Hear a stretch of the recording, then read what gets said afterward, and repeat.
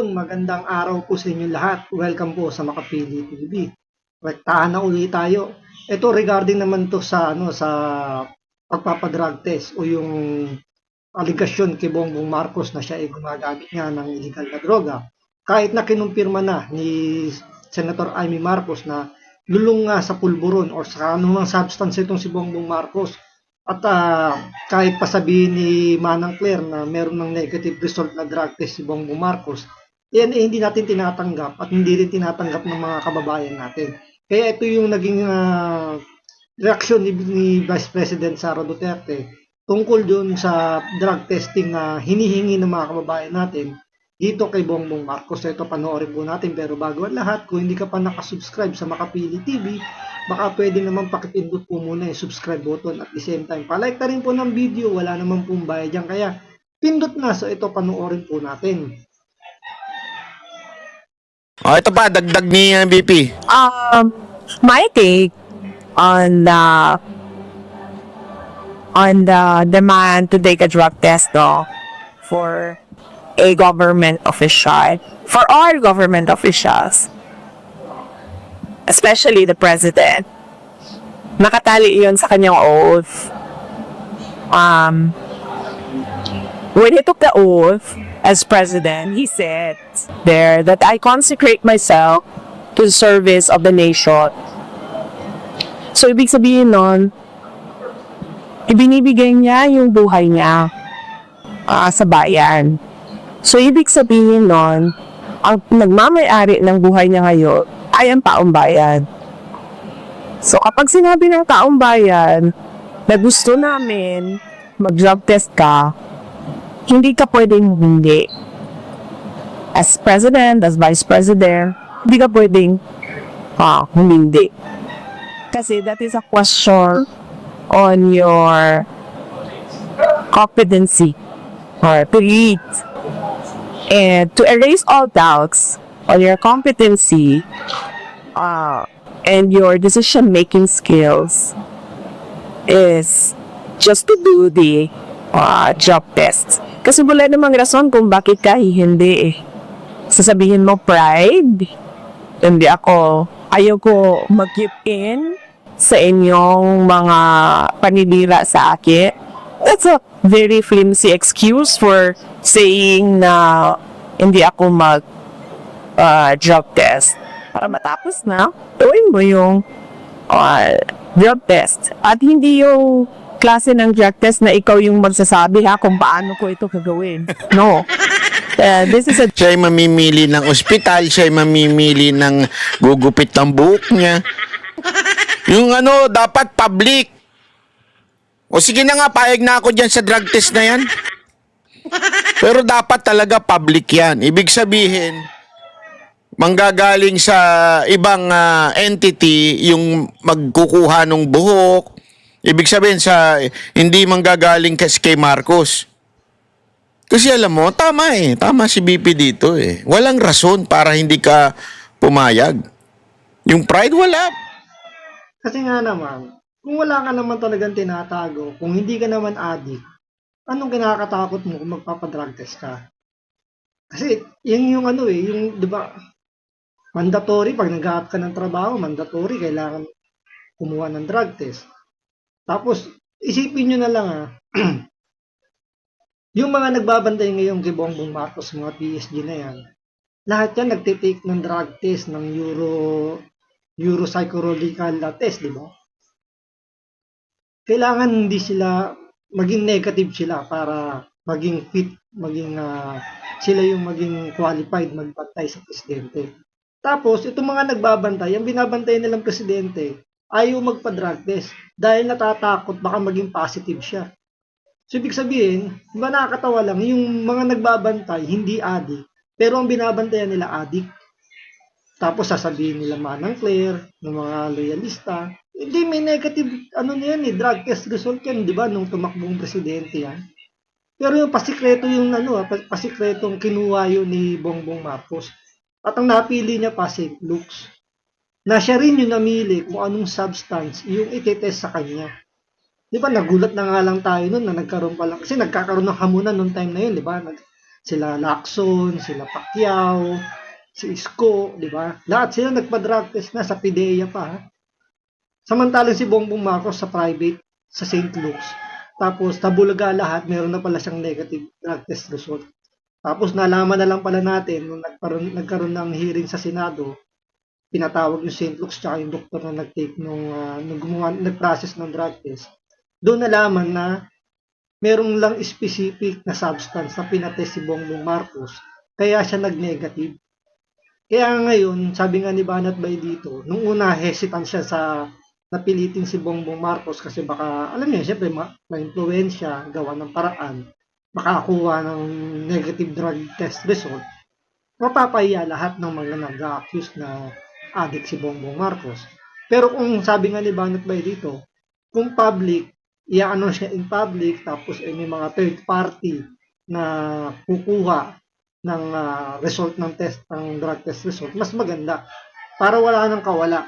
At least, di ba, kung mapapatunayan ni Bongbong Marcos na hindi siya addict, di mapapahiya lahat ng mga nagsasabing addict siya. Babalik yung kumpiyansa, babalik yung, alam mo yun, yung tiwala sa kanya.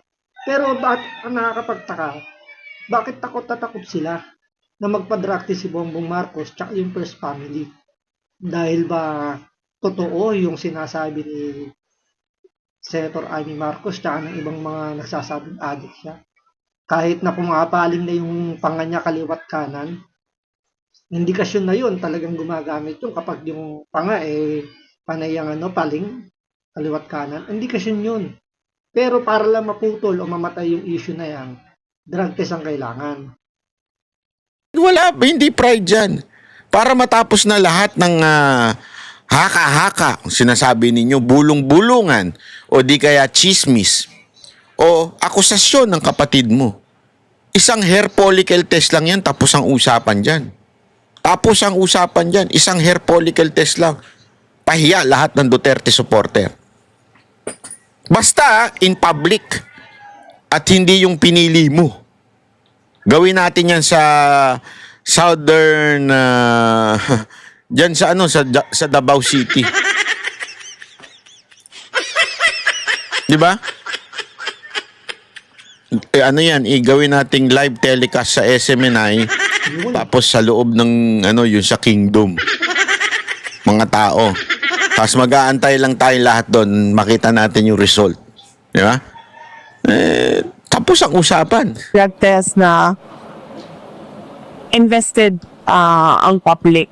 So it has to be the public who decides on how to do that drug test. As an example, noong sinasabi ng mga members of the House of Representatives na buwang ako, nung karet ako, nung sinabi nila na kailangan ko mag-neuropsychiatric exam, ano ba sinabi ko? Sabi ko, oo.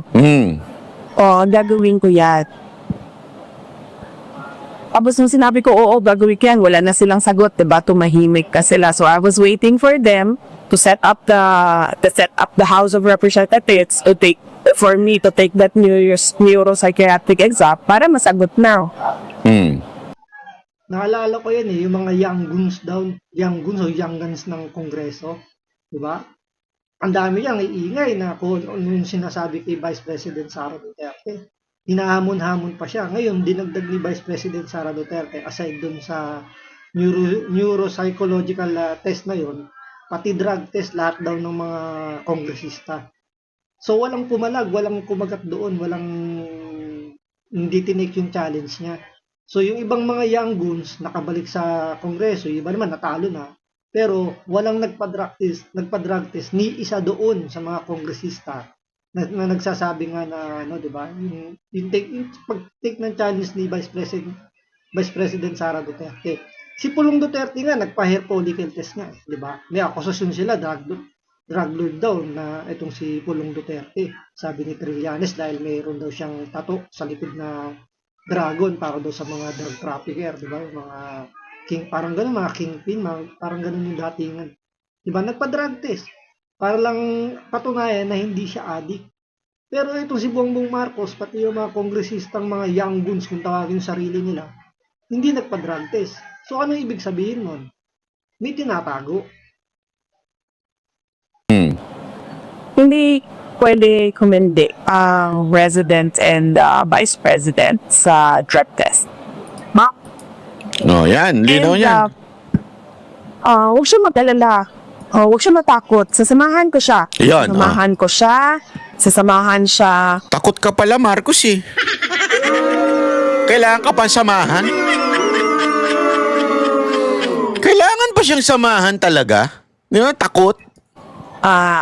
I'm sure sasamahan siya ni Senator Amy. Magpapadrag test din yon. Hmm. Ako, kahit na konti na lang yung naiwan sa buhok ko, sige, magpapadrag test din ako. Huwag siyang matakot. Kasi para sa bayan naman yun eh. Yung- Hindi naman yun para sa yung sarili namin. Ma'am, may magpanawagan ngayon or Takot ka pala, Marcos eh. Tumatanda ng paurong si Bongbong Marcos. Kung kailan tumanda sa naman takot sa drug test, di naman siya tutusukin ng karayon doon. Gugupitan lang ng konting buhok. Hindi naman kailangan turukan ng karayom. Ano to, mamas boy?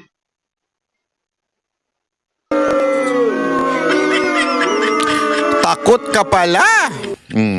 Tuloy. all the allegations, corruption against the government and against state president. And as your constitutional matikma, as successor of the president, did anything Pasensya na kasi inayos natin yung audio hindi naririnig masyado yung sa reporter kaya hindi maayos. happen na mag-resign Dr. Marcos?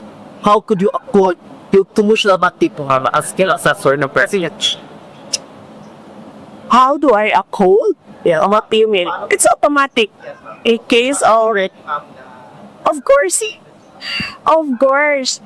There is no question about my readiness. I presented myself to you when Ayan, I eto, paparinig lang natin yung kumpleto kasi may kinat dun eh. was a candidate for vice president. With the understanding that I am the first in line in succession. Pinresent ako sa tumakbo ako bilang vice president. Pinresent ako sa inyo yon. Ang sarili ko at alam ko na first in line ako sa succession. Wala nang tanong doon kung ano ang gagawin. So, yun, wala. Yan na yung naging sagot ni Vice President Sara Duterte tungkol din na sa, sa succession. Diba? Siya yung first in line. So, naipaliwanag na yan doon sa unang balita. So, yun nga, doon sa drug test, sabi ni Vice President Sara Duterte, dapat hindi tumatanggi ang presidente kasi, di ba, public servant nga eh. Ibig sabihin, pag public servant, sila yung alipin natin. Tayo ang pinagsisilbihan. Pero siyempre, sa Pilipinas, baliktad. Kung sino yung nasa gobyerno, sila yung sila yung Panginoon natin. Ganun ang nangyayari. In reality, ganun talaga nangyayari. Sila yung nagiging Panginoon at tayong mga mahihirap, mga ordinaryong Pilipino, tayo ay yung mga nagiging servant. Ang layo-layo talaga nung panahon ni Pangulong Duterte. Sinabi ni Pangulong Duterte, di ba? Kami, mga taong gobyerno, kami yung dapat magtrabaho para sa inyo. Pero sa panahon ni Bongbong Marcos, tayo ang alipin. So hanggang dito lang po muna. Maraming salamat po sa panonood. Ingat po kayo lagi. God bless.